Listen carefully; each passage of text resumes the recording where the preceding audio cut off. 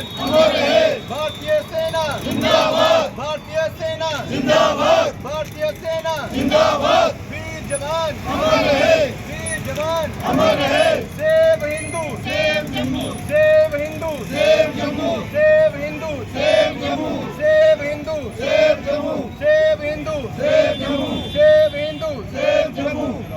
वंदे मातरम, वंदे मातरम, वंदे मातरम, इंडियन आर्मी जिंदाबाद, इंडियन आर्मी जिंदाबाद, save Jammu, save Hindu, save Jammu, save Hindu, save Jammu, save Hindu, save Jammu, save Hindu, save Jammu, save Hindu, save Jammu, save Hindu, save Jammu, भारतीय सेना जिंदाबाद। आज जानीपुर के नागरिकों द्वारा, हमारे जम्मू के नागरिकों द्वारा आज जो ये कैंडल मार्च निकाला गया है, इसका जो अर्थ है वो यही है कि आज जम्मू के लोगों ने, जानीपुर के लोगों ने एकजुटता दिखाई है कि आतंकवाद जितना भी यहाँ पनप जाए मगर जम्मू के लोगों को यूनिटी खत्म नहीं होगी।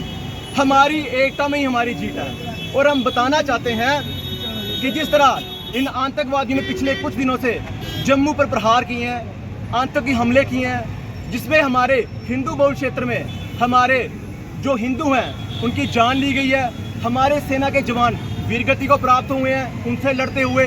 उनके लिए आज ही कैंडल मार्च निकाला गया कि उनकी आत्मा को शांति मिले और उनके परिवार जिनको वो दुख लगा है उनको भगवान उनको दुख सहने की क्षमता दे।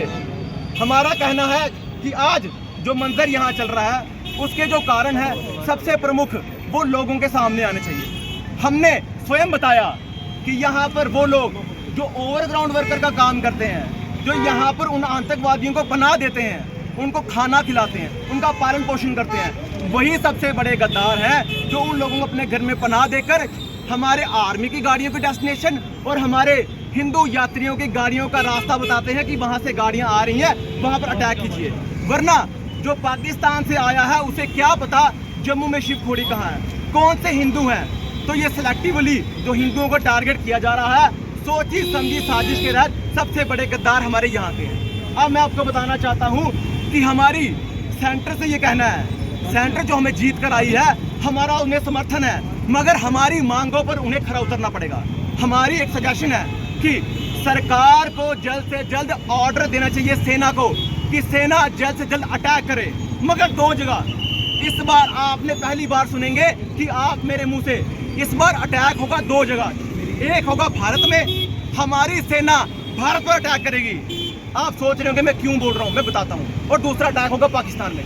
पहला होगा भारतीयों में, इंडिया में उन लोगों पर जिन लोगों ने, गद्दारों ने उन लोगों को जगह दी और जिनकी वजह से आज हमारे यहाँ पे हिंदुओं का टारगेट किया जा रहा है। वो वही लोग हैं जो उन लोगों को अपने घरों में छुपाते हैं। वो वही लोग हैं रोहिंग्या जो वहाँ पर जब सुंजों में अटैक होते हैं तो अपने घर में पनाह उन्हें दी जाती है। ये वही लोग, पहला अटैक उन पर हो और दूसरा अटैक हमारे जहाज़ों से हमारी इंडियन आर्मी पाकिस्तान पर करे और पाकिस्तान को ख़त्म करे।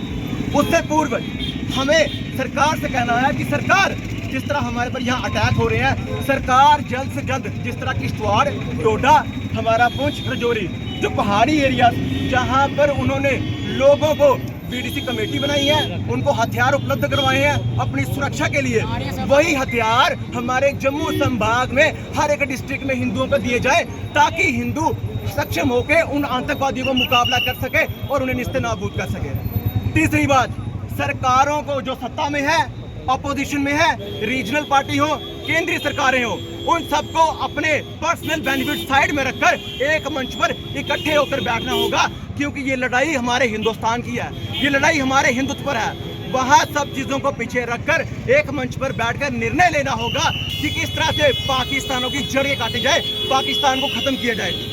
उसके बाद मैं आपको बताना चाहता हूं कि हमारी सरकारों को कड़े निर्णय के साथ साथ अब ये सोचना होगा कि जिस तरह हमारे यहाँ पर जो एलजी हैं वो कहते हैं कि यहाँ पर आप आतंकवाद को उनके धर्म से ना जोड़ें। जब आतंकवादी हमारे आधार कार्ड देखकर, उन जो हमारे यात्रियों की, श्रद्धालुओं की जो गाड़ी आ रही थी उसे देखकर हिंदुओं को मार रहे हैं, तो वो तो साबित कर रहे हैं कि हम धर्म के आधार पर हिंदुओं को मार रहे हैं। तो फिर हम किस बात से छुप रहे हैं? तो इसीलिए हमारा उनसे कहना है कि जल्द से जल्द जो कैंसर की बीमारी है, कैंसर की दवाई से उसे खत्म करें, ना कि बुखार की टैबलेट से जो आप धर्म से ना जोड़ रहे हैं। और अगर हमारी सरकारों ने इस तरह के कड़े निर्णय नहीं लिए तो जम्मू के लोगों को मजबूर होकर वो चीज़ें करनी पड़ेंगी जो जम्मू ने नहीं किया है। जम्मू वो है जो हमेशा सहिष्णु रहा है, जिसने पेशेंस रखी है, जिसने गवर्नमेंट के साथ चलकर राष्ट्रवादी झंडा उठाया है कि हमारी गवर्नमेंट को नुकसान ना हो। मगर अगर हमारे लोगों पर बनाएगी, हमारा जो संकल्प है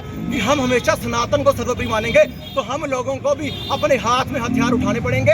हम लोगों को खुद आगे होकर मुकाबला करना पड़ेगा और हमारी सेना को, सरकारों को खुली पावर दे देनी चाहिए कि जहां पर हमारी सेना को लगता है कि कोई इंसान जो है वो वहां पर लग रहा है, सस्पिशियस लग रहा है, उसको उठा सकते हैं, उस पर कार्रवाई कर सकते हैं। जब तक इन चीज़ों पर काम नहीं होगा, जम्मू में सब माहौल ठीक नहीं होगा। और कश्मीर वाला माहौल 1990 में जो बना वो हम जम्मू में किसी भी तौर पर नहीं बनने देंगे।